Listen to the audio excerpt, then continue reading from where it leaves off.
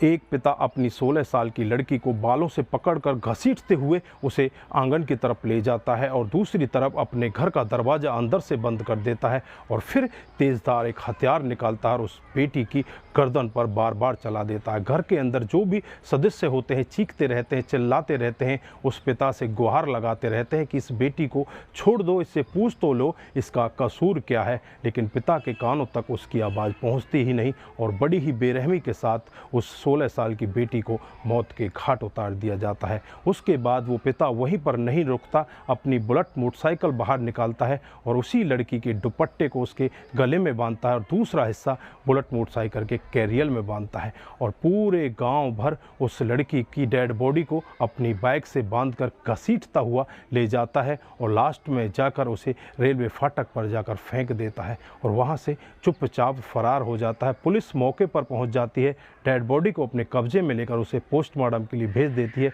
जब इस व्यक्ति को पकड़ा जाता है और उससे पूछताछ की जाती है तो ये व्यक्ति कहने लगता है कि इस लड़की ने मेरे घर की इज्जत उछाल दी थी और मैं अपने घर की इज्जत को उछलते हुए देखना नहीं चाहता था, इसलिए मैंने इसको मार दिया और मारकर पूरे गांव को दिखाना चाहता था। अगर इस तरह से कोई भी इज्जत को उछालेगा तो उसके साथ ऐसा ही होगा।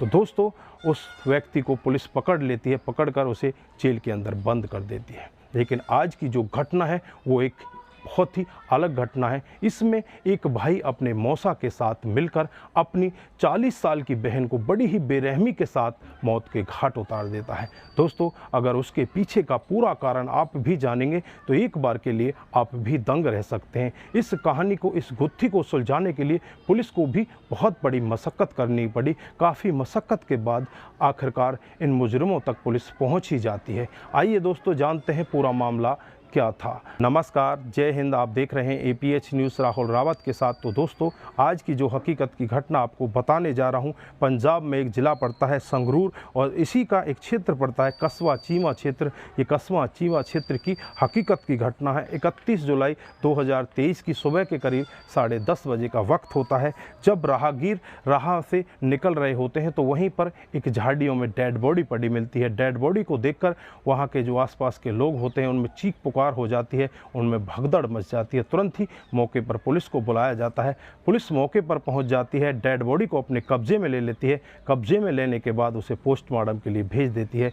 अब पुलिस के लिए सबसे बड़ा सवाल कि ये महिला है कौन और इसे मारने वाला कौन है। पुलिस तमाम तरह की कोशिशें करती है लेकिन कहीं से भी कोई खुलासा नहीं हो पाता। फिर पुलिस उस डेड बॉडी के फोटोग्राफ्स उतारती है, उसे आसपास के इलाकों में सोशल मीडिया के जरिए वायरल कर दिया जाता है कि जिस किसी की पहचान में ये लेडीज़ हो वो आकर पुलिस स्टेशन में मिले। फिर पुलिस वाले इंतज़ार करते रहते हैं और 4 अगस्त का दिन आ जाता है जब एक हरवंश सिंह नाम का व्यक्ति, जो अपने आप को धर्मगढ़ का बताता है, वो पुलिस स्टेशन में पहुंच जाता है और जाकर पुलिस वालों से कहने लगता है कि साहब, ये मेरी बेटी मनदीप कौर है, इसकी उम्र 40 साल है। अब पुलिस वाले उससे पूछने लगते हैं कि तुम्हारे पास क्या सबूत है कि ये तुम्हारी बेटी है। फिर वो अपने पास से एक फ़ोटोग्राफ दिखाता है और उस फोटोग्राफ को जो उनके पास फ़ोटोग्राफ होता है उससे मैच किया जाता है। तो दोनों मैच हो जाते हैं और मैच होने के बाद पिता को पोस्टमार्टम के बाद डेड बॉडी सौंप दी जाती है। लेकिन यहाँ पर पिता से पूछताछ की जाती है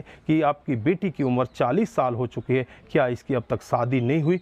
पिता कहने लगता है कि इसकी शादी तो हो चुकी थी लेकिन ये अपने पति को छोड़कर अलग रहने लगी थी।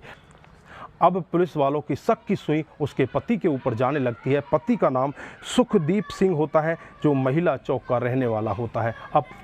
अब पुलिस एकदम सुखदीप सिंह के घर का रुख करती है और जैसे ही वहां पर जाया जाता है, पुलिस वाले सुखदीप सिंह को अपनी गिरफ्त में लेकर उससे पूछताछ करते हैं। तो सुखदीप सिंह बताता है कि साहब, मेरी इसके साथ शादी भी हुई थी और हमारी 3 बच्चियां भी हुई थी, लेकिन ये मुझे कुछ दिन पहले छोड़कर अपने प्रेमी के साथ भाग जाती है। मुझे नहीं पता कि इसके साथ में हुआ क्या है। जब मनदीप कौर के प्रेमी के बारे में जांच पड़ताल की जाती है तो मनदीप कौर का प्रेमी संदीप उर्फ जुगाड़ी पाया जाता है। जब संदीप उर्फ जुगाड़ी के घर जाया जाता है, वहां जाकर देखा जाता है तो संदीप उर्फ जुगाड़ी पहले से ही फरार हो जाता है। अब पुलिस का शक यकीन में बदलने लगता है कि संदीप ने ही ये सब किया है। अब संदीप की खोजबीन में तो पुलिस लगी होती है, इधर दूसरी तरफ से भी वो अपनी जांच पड़ताल में लग जाती है। इधर जो मनदीप कौर होती है उसके मोबाइल की CDR रिपोर्ट निकाली जाती है, लास्ट लोकेशन उसकी जांची जाती है। जब उस नंबर के बारे में जांच पड़ताल की जाती है तो नंबर किसी और का नहीं, इस मनदीप कौर के मौसा का होता है, जिसका नाम चरणजीत सिंह होता है। अब पुलिस बिना कुछ देरी किए हुए मौसा के घर के लोकेशन पर पहुंचती है और वहां जाकर चरणजीत सिंह को अपनी गिरफ्त में लेती है और जब उससे सख्ती के साथ पूछताछ करती है। पहले तो चरणजीत सिंह इधर उधर की बातें करने लगता है, लेकिन पुलिस का रवैया देखकर वो टूट जाता है और सब कुछ एक रटे रटाए तोते की तरह बताने लगता है। इस औरत का मौसा होता है चरणजीत सिंह। वो बताता है कि साहब कुछ दिन पहले इसकी शादी हो जाती है, शादी के बाद इसके 3 बच्चे भी हो जाते हैं, लेकिन उसके बावजूद भी ये अपने आशिक, अपने बॉयफ्रेंड संदीप उर्फ जुगाड़ी के साथ रहने लगती है और ये यहाँ से अपने पति को छोड़कर भाग जाती है। 27 तारीख को ये भागते हैं, उसके बाद 28 तारीख को एक कमरा जाकर लेते हैं और कमरा में ये दोनों रहने लगते हैं। लेकिन जैसे ही 29 तारीख आती है, जो इसका बॉयफ्रेंड होता है संदीप उर्फ जुगाड़ी, वो इसे छोड़कर भाग जाता है। अब ये अकेली हो जाती है। अब इसे लगने लगता है जिसके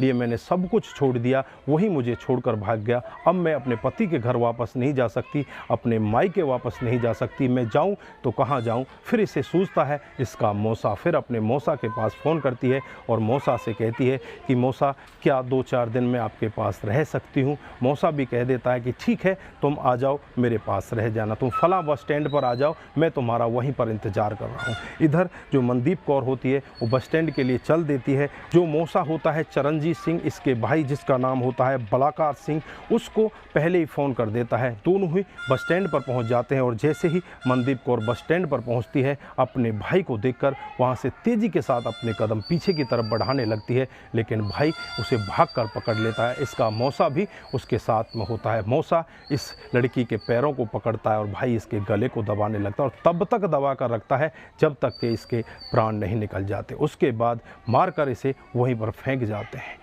जब पुलिस इन लोगों से पूछताछ करती है दोनों को अपनी गिरफ्त में लेने के बाद, तो दोनों यही कहते हैं कि इसने हमारी घर की इज्जत को बहुत उछाल दिया था, हम अपनी इज्जत को और ज़्यादा नहीं उछलवाना चाहते थे, इसलिए हमने इसको रास्ते से हटा दिया। तो दोस्तों, इस घटनाक्रम पर आप क्या कहना चाहते हैं? क्या यहाँ पर जो भाई ने और मौसा ने मिलकर जो कदम उठाए, क्या उचित थे या अनुचित थे? आपकी जो भी राय है एक बार कमेंट बॉक्स में ज़रूर दीजिएगा। दोस्तों, इस घटनाक्रम को सुनाने का उद्देश्य सिर्फ आपको जागरूक करना है, आपको बताना है कि हमारे समाज में इस तरह की घटनाएं भी हो रही हैं। दोस्तों, आज के लिए बस इतना ही। फिर मिलते हैं किसी नए मूड के साथ। तब तक के लिए आप अपना ख्याल रखें, अपने परिवार का ख्याल रखें, सतर्क रहें, सावधान रहें और ऐसे क्राइम को अपने आसपास ना होने दें। नमस्कार, जय हिंद,